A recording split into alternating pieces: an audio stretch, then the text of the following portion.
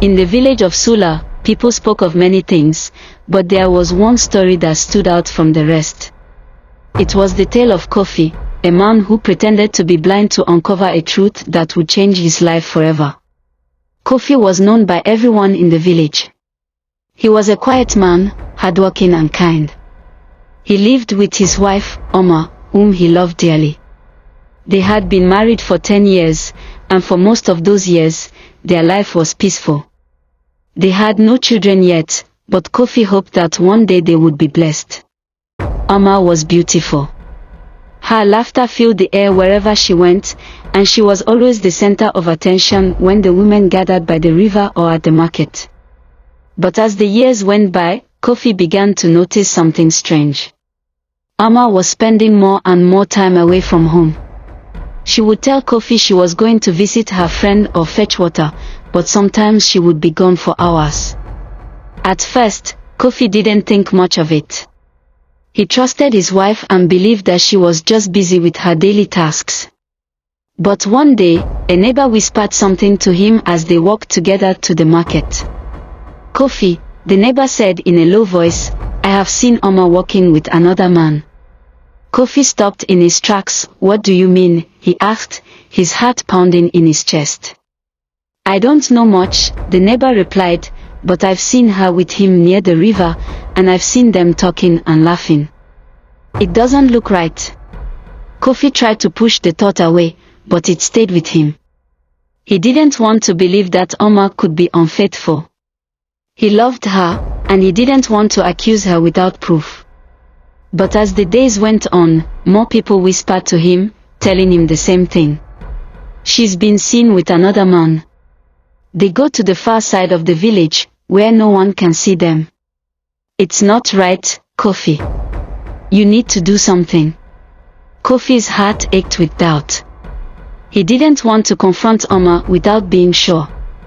He didn't want to be the kind of husband who was suspicious and controlling. But he also couldn't ignore what people were saying. He needed to find out the truth.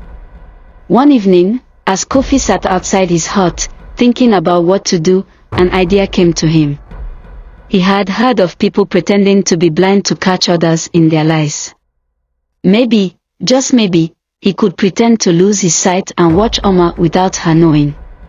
If she thought he was blind, she might reveal the truth.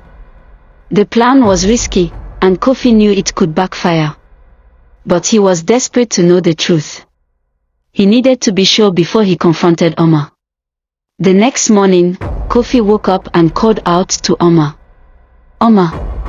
Oma!" he said, his voice shaking. Oma rushed to his side. "What is it, Kofi? What's wrong?" Kofi rubbed his eyes, pretending to be in pain. "I can't see," he said. "Everything is dark. I woke up, and I can't see anything." Oma gasped, her hands flying to her mouth. "Oh, no. Kofi, what happened?" "I don't know," he replied. "Maybe something happened while I was sleeping. I don't know what to do." Oma comforted him, holding his hand and telling him that they would find help. But deep inside, Kofi watched her closely. He wanted to see how she would react. For the first few days, Oma took care of him with great concern. She guided him around the house, cooked his meals, and stayed close to him. But after a week, Kofi noticed something strange. Oma started leaving the house again, just like before. This time, she was more confident, thinking that Kofi couldn't see her or know where she was going. Kofi sat quietly, pretending to be blind, but his ears were sharp. He listened to every sound, every movement. One day, as Oma left the house, she didn't tell him where she was going. Kofi decided to follow her. He waited until she had gone far enough, then quietly got up and followed her footsteps. He stayed at a distance, careful not to make any noise. As he walked, his heart raced. What would he find? What if the rumors were true? Oma led him through the village, past the market, and down a narrow path that led to the river. Kofi hid behind a large tree, peeking out from time to time to make sure he wasn't seen. Then, he saw her. Amma was standing by the riverbank, and with her was a man. Kofi's heart sank. The man was tall, with strong arms and a wide smile. Kofi had seen him before. His name was Kwame, and he was known in the village for his charm. Amma and Kwame were talking, and as Kofi watched, he saw them laughing together. They stood close, too close for Kofi's liking. Kofi clenched his fist, trying to keep calm. He needed to see more before he could confront them. As he watched, Kwame reached out and took Amma's hand. She didn't pull away. Instead, she smiled at him, and for a moment, they stood there, holding hands. Kofi couldn't take it anymore. His heart was breaking, and his anger was rising. He stepped out from behind the tree, his eyes wide open. "Amma," he shouted, his voice filled with pain. Amma and Kwame both turned to see Kofi standing there, his eyes no longer blind. "Kofi!" Amma gasped, her face pale with shock. You can see?" Kofi nodded, his eyes locked on hers. "Yes, Amma. I can see everything." Kwame stepped back, unsure of what to do. He hadn't expected this, and now he stood there, looking at Kofi with guilt in his eyes. Kofi took a deep breath, trying to control his emotions. "Amma," he said, "I trusted you. I loved you. But you betrayed me." Amma's eyes filled with tears. She looked down at the ground, unable to meet Kofi's gaze. "I'm sorry," she whispered. "I didn't mean for it to happen. I don't know why I did it." Kofi shook his head. "You didn't mean for it to happen. You were meeting him behind my back, Amma. You lied to me, and you made me doubt everything." Kwame, who had been standing silently, finally spoke.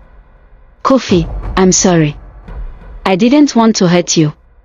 I care about Amma, but I should have stayed away. I was wrong." Kofi looked at Kwame, his anger burning inside him. But he didn't want to fight.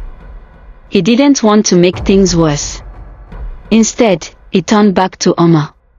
"I gave you everything, Amma," he said softly. "But now, I see the truth. I can't live with lies anymore." Amma fell to her knees, crying. "Please, Kofi, forgive me. I made a mistake. I love you, I really do. I don't want to lose you."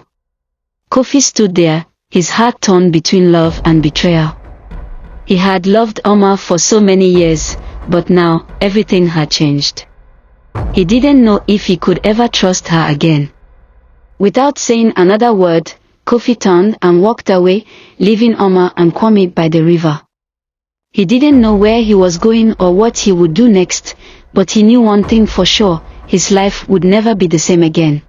Back in the village, word quickly spread about what had happened.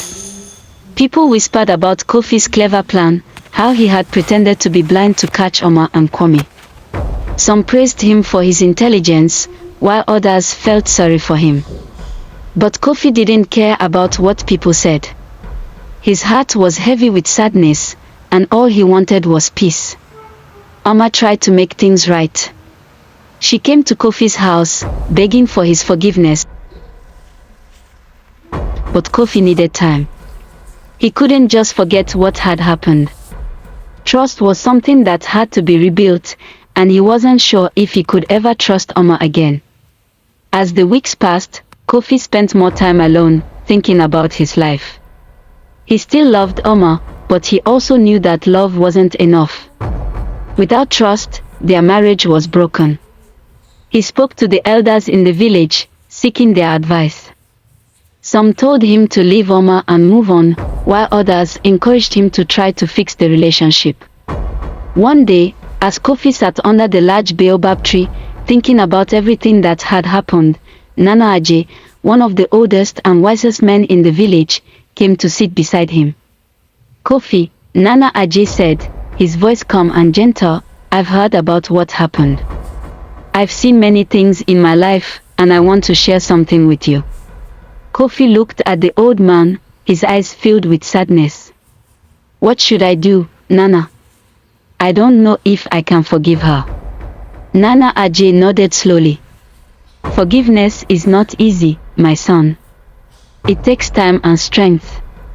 But forgiveness is not just for her, it's for you too. Holding on to anger will only hurt you more. You must decide whether you want to rebuild your life with her or move on without her. Either way, you need peace in